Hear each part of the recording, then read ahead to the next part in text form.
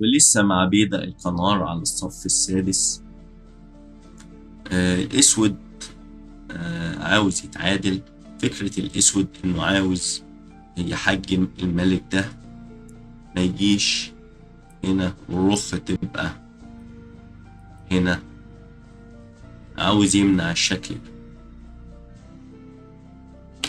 كش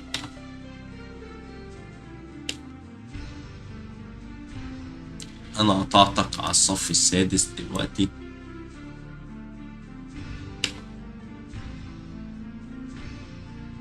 قدامك اختيارين، يا تزق E7 وهي أمسك البيدق من مربع E6، أو تلعب الملك بتاعك. تعالوا نشوف. كينج D5، روك B6، كينج C5. والأسود محافظ إنه هو ما يسمحش للملك إنه يعدي الصف السادس. كينج F6، كينج B5، روك F6، كينج B5، روك F5، تشيك تشيك تشيك تشيك. ودلوقتي ما بسمحلكش برضو انك تعدي. لو عديت ببقى انا بعيد عنك، بحيث اعرف او تبقى عندي حرية ان انا اديك كشات متتالية. اما لو غلطت وجيت روك C2 فبقول لك انت خسرت الدور بالنقلة دي، لانك سبت الفكرة بتاعتك ان انت قطعه على الصف ده.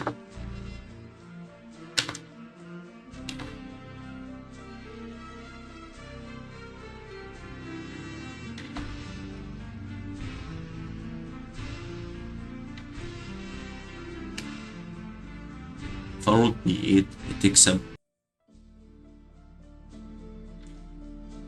اقول لك هاجي اطلب البيضة، اقول لك كان فيه وخلص، هتقطعني هديك كش. ازق البيضة، تيجي تمسك البيضة، الدور خلص. الشكل ده شكل تعادلي اللعب الصحيح. الاسود هو اللي عليه اللعب، فبيعمل فخ للابيض. الابيض فكرته ان هو ضامن انه هو يمشي على الصف ده، لاني مفيش كش من هنا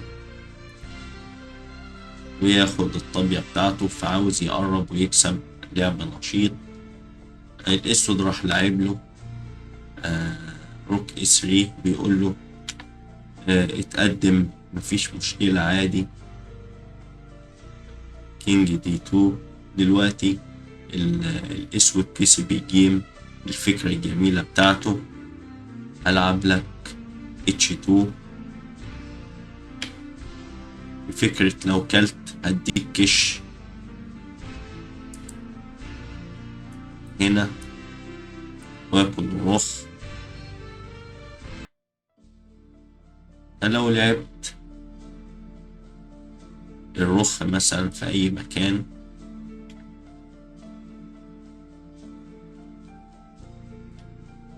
كش مثلا، كشات متتالية،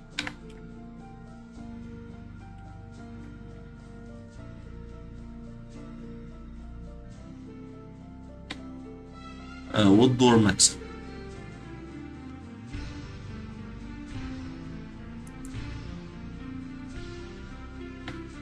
طيب بعد كينج D2 ووقع الابيض في الفخ،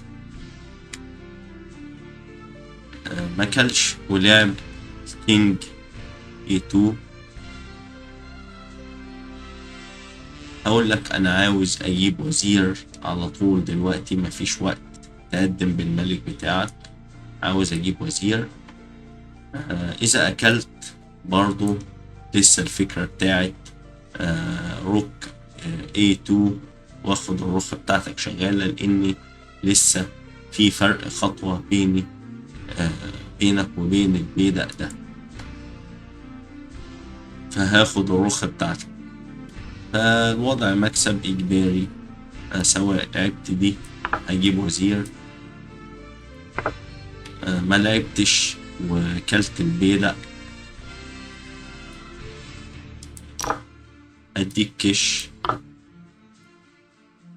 يا خسارة، كان بينك وبينه خطوة، خسرت الدور. هو ده الشطرنج. بعد روك A3 الفخ اللي بيقوله امشي عادي. هنا لأ، أنا اللعبة الصحيحة إن أنا أرجع تاني كينج B2، هي دي اللي تديني التعادل. هتتحرك روك F3، هقولك روك كينج C2 كينج D5. دلوقتي بقى تعمل الرخ بتاعتك مش هنا، أنا هقرب بالملك بتاعي. ولو جيت تعمل الفكرة هقولك أنا هقرب تاني، هتزق البيدق هقرب. ودلوقتي خلاص وضعك يا ناصح تعادل إجباري. ورينا هتعمل ايه. كش كينج كينج G3. هات البيدق دلوقتي حالا.